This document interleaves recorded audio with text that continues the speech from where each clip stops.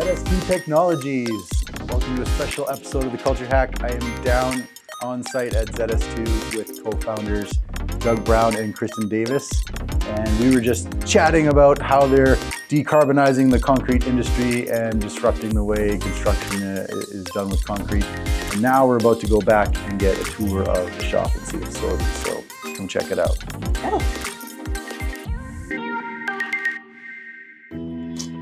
So welcome to our shop. This is our manufacturing facility in Calgary, Alberta, where all the magic happens. So around me, you can see that we're doing all of our material cutting pre-production. That's to eliminate waste in production.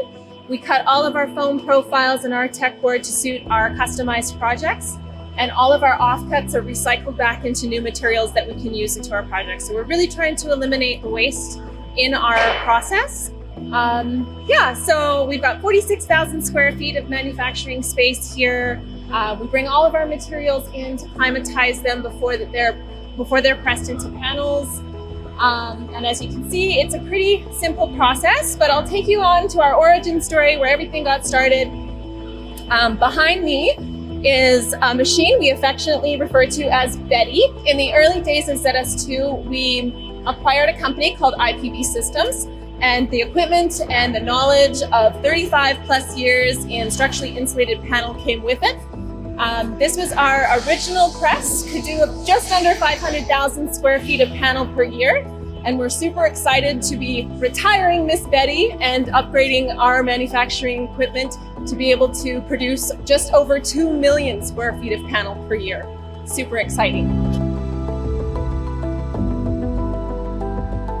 So when we set up our domestic production of magnesium cement, one of the very first things we did was try and solve that raw resource question, which was, okay, how are we going to do these things with limited access to magnesium products?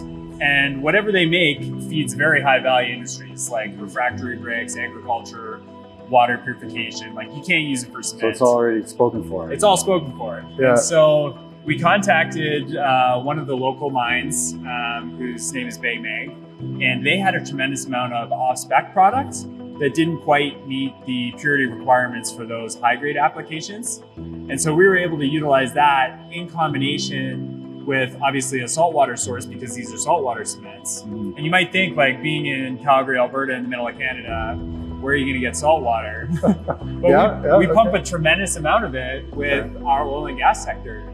So every barrel of oil that comes up, about 19 barrels of brine water comes up. And this stuff is like 10 times saltier than the Dead Sea. This is really salty stuff. Yeah. It turns out that it's really high in sodium, magnesium, and calcium. And so we were able to quickly realize that we could use these types of brines to produce these types of materials here locally. And so what you're seeing is different sources of brine materials, different sources of waste rocks that we've basically been able to show and demonstrate now that we can produce commercial grade magnesium cement products. Magnesium cement is a little bit different though than conventional cement. Okay. It actually in its natural form is like milk. So it is terrible to use with conventional cement equipment because it's not even watertight, that stuff. Mm-hmm. And so we quickly had to reinvent how precast products were made. So it's kind of affectionately more of like a baking operation. So we doll up different amounts of cement products into different molds. And we're able to basically either stamp out precast products or cast them in place. And one of the really nice things about magnesium cement is it hardens within 24 hours. And so we basically cast our products, we demold them the next day, and then they're ready for market actually in 7 days. So it's a very rapid setting cement. The products that we're focused on going to market are more high value than your typical concrete products. So, there's cement tiles, there's cement boards, cement siding materials is probably our newest product that we're really excited about. Particularly in Calgary where we have hailstorms all the time. We think no more vinyl siding. We should be done with that product. And so really now we're at the stage where it's like, how many of these can we stamp in an hour? How often do we have to service our equipment? What kind of efficiencies can we gain? I think from a scientific standpoint, and the reason I think our team is still really excited every day, is we get to still solve problems like, okay, can we do this better? Like, what is our carbon footprint of this raw material? How far does it transport? You know, is this a diesel truck getting in here? How far is our end customer? We track all of these things. We report them annually. We are luckily heavily funded by both the federal and the provincial government. So we get to really optimize things on a continual basis, as opposed to just becoming a building material company, Right. Which is obviously part of the goal to generate revenue. But you get still that scientific exploration aspect of everything. Okay. One of our first opportunities, and the reason, you know, Scott, one of our partners and our co-founder, really became aware of magnesium cement was he used to be part of a company here in town that sold a tremendous amount of raised access floor systems.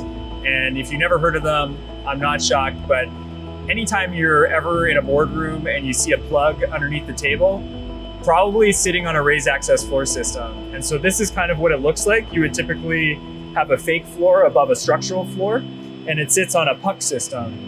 And these tiles have to be light, they have to be fire rated, and they have to have a tremendous load capacity to support, you know, different pieces of furniture, even in some applications like a scissor lift going over the top of it in sort of a worst case opportunity.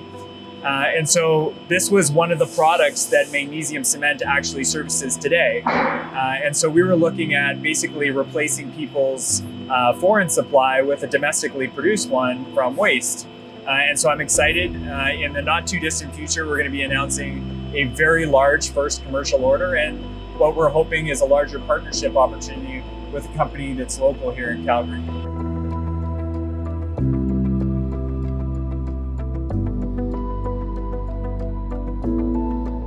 So over here is our new press line.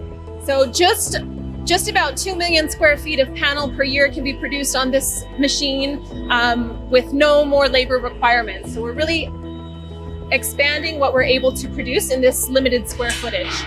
All of the panels come off the press, go right into our assembly where all the structure is embedded. It's flat packed and shipped to be sent to site for rapid installation.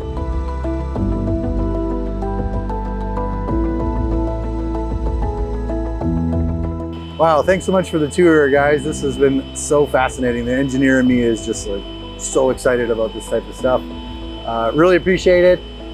Tune in. Next, we're gonna go check out one of the projects they're working on right now. So, but in the meantime, if you wanna learn more about ZS2, how are they gonna find you guys? You can find us on our website at www.zs2technologies.com. Thanks for watching. See you next time on The Culture Hack.